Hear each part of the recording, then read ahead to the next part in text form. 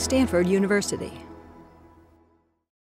Well, welcome everyone. It's a great pleasure for me to welcome you on behalf of my fellow Woods Institute co-director Buzz Thompson. My name is Jeff Kossef, and I also like to welcome you on behalf of our fellow initiative and the environment leader Pam Matson. So this is an event, a symposium, followed by a reception and celebration of the 5th anniversary of the Woods Institute. So we have a very diverse group of people here today. We have faculty from Stanford, we have visitors, we have students, we have staff, we have alumni, we have people from the corporate world, government world, we have foundation and NGO representatives, and we have members of the general public. So to all of you, welcome. I'd just like to acknowledge a few people, if I may. First of all, we need to acknowledge our boss, Ann Arvin, Vice Provost and Dean of Research. I'd like to acknowledge Ward and Priscilla Woods, their family and their friends, the members of the Woods Advisory Council. We have some trustees here, Laurie Dax and Pete Higgins. We have a lot of former trustees. We have members of the Precourt Institute for Energy Advisory Council. And we have elected officials. I think I saw Ira Ruskin, and I'm not sure if Yuriko Kishimoto is here. Welcome. I'm also going to just take 1 minute to welcome the people that have come by far and away the furthest to be here today, the people of the Woods Institute First Nations program. They have come from Hawaii and from New Zealand, with program directors Neil Hanners, Maiwai Morton, and Woods Senior Fellow Peter Vatusek. Now, I'm going to try and do something that I should probably not do in public, but I'm going to do it anyway. I have a little greeting for you all. So here it is. And please be nice. Mahalo na akua. Mahalo na amakua. Mahalo na kupuna. O Jeffrey Ko o Inoa no na Woods Institute. Aloha mai e ne kanaka maoli no Hawaii e ma e Aotearoa. Hoi kipa ia o kumalahini e komo mai.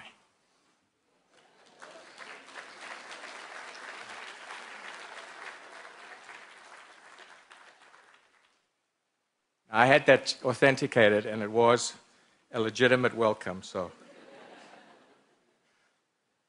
This is an awesome day. It's a day for recognizing contributions. It's a day for reflecting on past achievements. It's a day for looking to the future and seeing what lies ahead. It's a day of celebration and renewed commitments. We'll do all that today. But to start things off, it's my great honor to introduce someone who absolutely needs no introduction. So instead, I'll tell you a little bit about myself.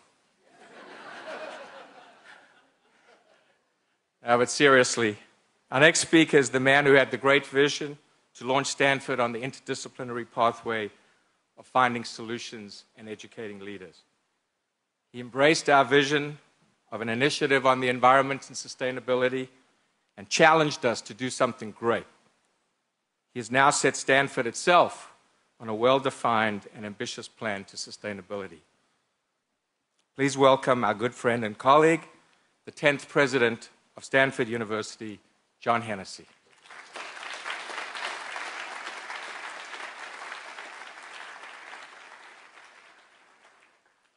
Not only don't I need an introduction, it's unclear I deserve one as well, but thank you, Jeff. Well, I'm delighted to be here. I think this certainly is a momentous milestone. 5 years ago, we started this, I think, with the dream that Stanford could play a bigger role in the environment and the challenges we faced around the world. And I think while we always should look at ourselves with a critical eye and give ourselves a tough grading curve, I think we have to say we get an A here. Much has been accomplished, which I'll talk about in a second, but also the number of people we've managed to engage around the world, alumni, friends, supporters, people interested in it, foundations to support it, governments, I think has truly been a testimony to the effort and the importance of the work that we do here. When we began on this process, we began with a strong foundation, a history of contributions in the environmental area, built on great scholars like Perry McCarty, Don Kennedy, and Paul Ehrlich. And that was our beginning. That strong foundation, I think, was what gave us the courage to go do the right thing. Still, getting the right thing done in academia is not a small challenge. So we began to build the leadership and get the leadership on board. We were lucky to have many of our colleagues ready to step up. Pam Matson, the Dean of the School of Earth Sciences. I'm not going to call it Earth and Environmental Sciences as much as I'm tempted to, and I remind Pam of this. But Pam's leadership was absolutely crucial. Peter Vertustik's leadership in leading the Provost's Advisory Committee on the Environment. And of course, my two good colleagues here, Jeff and Buzz, who stood up to lead this operation forward. One of the challenges we always have in the university is we sometimes know exactly what the right thing to do is. We have support from wonderful members of the community who are enthusiastic about seeing us engage and grapple with these problems. Finding the leadership is the hardest thing.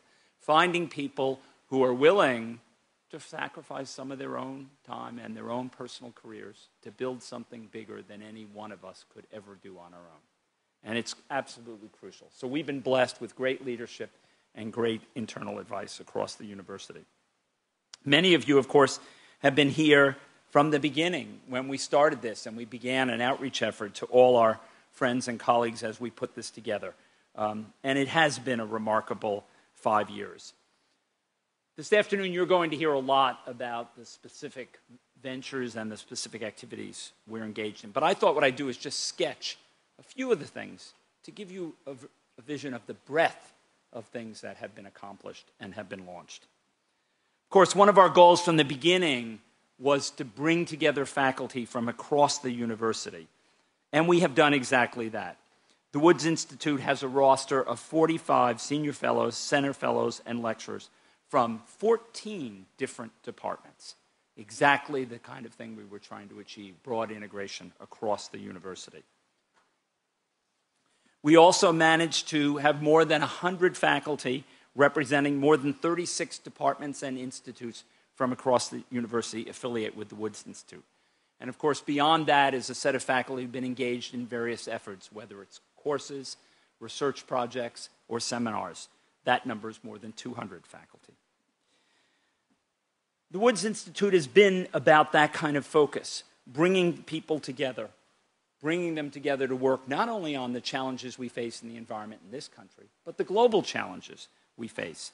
And we have been engaged globally. More than 30 faculty have been involved in projects in 10 different countries around the world with the Environmental Ventures Project that you'll hear more about this afternoon. The Woods Institute also partnered with a number of other Stanford groups to form new strategic collaborations. Great organizations grow, they change, and they evolve over time. And I think we've been blessed to be able to do that. Surely nowhere has that effort been more important than in the energy area, one of our fundamental critical issues. I sometimes say if we don't solve the issue of sustainable energy, we won't solve any of our environmental problems because it will overwhelm all the rest of them. So we've put a major effort on that, and with a good help from our friend Jay Precourt and his family, we've gotten the Precourt Energy Institute established. And we are committing more money to that problem than we've ever committed before. This country made a tragic mistake in the early 1980s. It defunded a commitment to alternative energy that it had established in the late 1970s. It actually took the money away so that by 1985, there was less money being spent on alternative energy research by the US government than there had been in 1980. It's stunning when you think about it. What a tragic mistake. We will not make that mistake again. And ensuring that we're going to be there for the long term is absolutely crucial to solving these kinds of problems. We also believe that other kinds of initiatives and other kinds of collaborations are absolutely crucial. The program on food security and the environment, a wonderful collaboration with the Friedman Spogli Institute for International Studies, led by our great colleague Roz Naylor, is a good example of success. And it's raised substantial funding, $9 million in the past 3 years, to work on the critical issues of food security. The Center for Ocean Solutions, a collaboration which certainly we all wanted to happen for many years. We needed wonderful support from Julie Packard and the Packard Foundation. We needed friends down at Mbari and the Monterey Aquarium to really put that together. But I think we've put it together, and there is an opportunity to do something that I think has been a dream for many of us, to establish a major Bay Area-wide, West Coast-wide collaboration on the critical issue of ocean sustainability, something we should be doing here on the West Coast, not just back on the East Coast, but is a critical issue in the Pacific as well as it is in the Atlantic. So we're delighted to see that effort get launched as well. And of course, a project that's one of my special favorites under Gretchen Daly, the Natural Capital Project, a wonderful collaboration with some of the best environmental NGOs in the world that's been able to do wonderful work, bringing in support not only through those NGOs, but also through the Gordon and Betty Moore Foundation. That's an example of the kind of work we can do in this arena. I was saying to Woody that when we launched this, I had a vision that we could make the whole greater than the sum of the parts. We had great parts at Stanford, but the whole could be even better. The collaborations that the whole could create, the kind of bigger initiative that we could launch was really true. And so many of you have helped make that possible. Jerry and Akiko, who gave us a great building to help get our new engineering quad started. And make sure you take a walk over there, because we're going to have the second best quadrangle on this campus over here very shortly as we go along. It's hard to have the best was there for long before we all arrived. But we'll have the second best one, and it will really make a difference in terms of the kind of work. And we're building buildings that are not buildings owned by departments, but that are buildings that house centers with common interests across departmental boundaries. Of course, a key point that we envisioned from the beginning in the Woods Institute was that it would also embrace the training and education of the next generation. And we've done just that through the Leopold Leadership Program, which has helped develop the ability of more than 150 fellows to communicate on the environment. There is nothing more important than keeping the public informed about what's happening, about sustainability and the environmental challenges we face. So that program's been a big success. And another program close to my heart, the Mel Lane Student Program Grants, which have helped our students who care so deeply about the environment to be able to take their interests and their experience a step further and really make a difference in the world. But this Woods Institute has also been about public outreach. And over the last 3 years, we've had more than 30 public seminars, topics covering the entire range across the university, bringing in not only members of the university community, but people from around the world.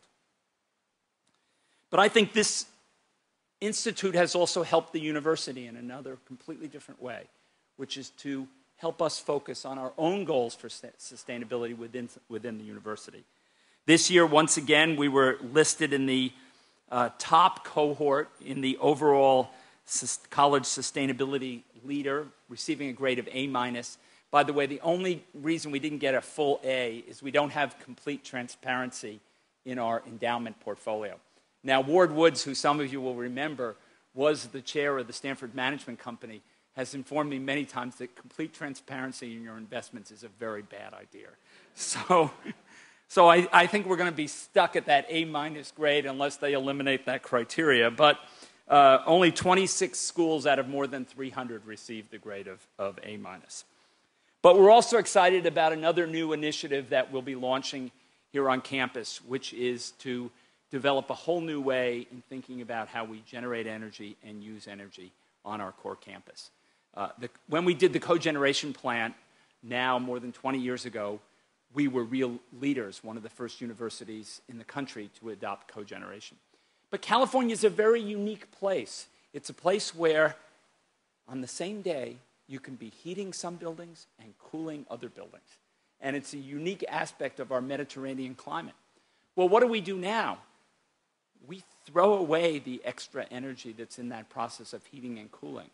Instead, we're going to develop a whole new energy system, which will mean maybe after I'm president, that every single steam pipe in the university will be replaced, and we'll go to a hot water system that uses energy recovery that will improve the efficiency of our energy generation by between 20 and 30%.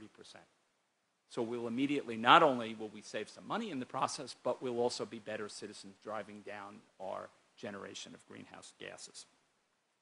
That's the kind of bold vision that we need going forward. It's the kind of vision we need to inspire people with.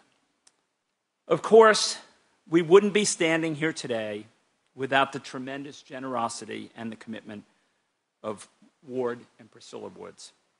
From the very beginning, they not only have been people who cared about the environment, who were willing to invest in efforts to improve sustainability and preserve our environment, but they have been coaches and mentors throughout this whole process, helping us get it right. Think about the future. Think about impact. Think about doing things in different ways where that was the solution to how to approach the problem. Ward, of course, served on the University Board of Trustees and was chair, as I mentioned, of the Stanford Management Company, as well as on the Board of Visitors of the Friedman Spogli Institute. And Priscilla has been very active, especially in Sun Valley, working on the environment and through Citizens for Smart Growth. But the impact of their gift, their guidance, and their advice over the years is what has truly made a difference at the Woods Institute. So thank you, Woody and Priscilla, for your generosity, for your commitment, for all the time you've put into this, and for your confidence in Stanford. The Woods Institute has made a difference in only 5 years. Think about the difference it will make over the next 50. That is really the tribute, the best tribute we could give you, is to go on and help save our planet and save it for the future generations, for our children and our grandchildren. So, we'd like you to come up and get a nice photo here. It's photo op time.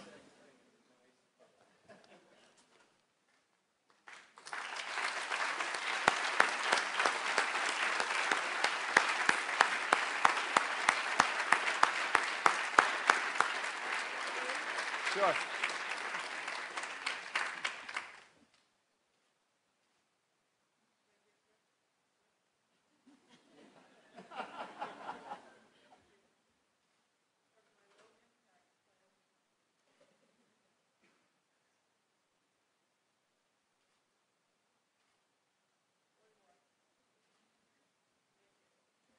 Thank you for everything.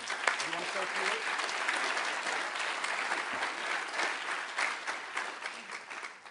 John asked me whether I wanted to say a few words. Very few words. But I do want to thank all of you, because for Priscilla and me, this has been an achievement by Stanford and by you that just goes beyond our original expectations. And it is due to, first of all, John and Ann's great support of the Woods Institute.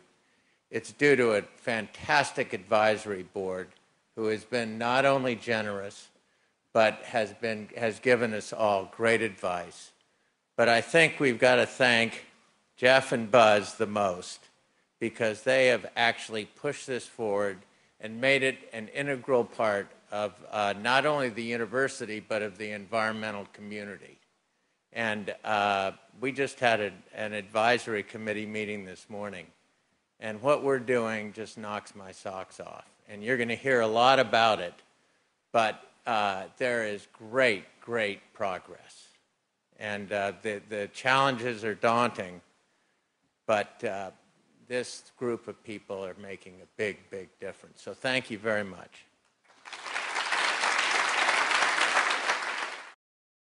For more, please visit us at stanford.edu.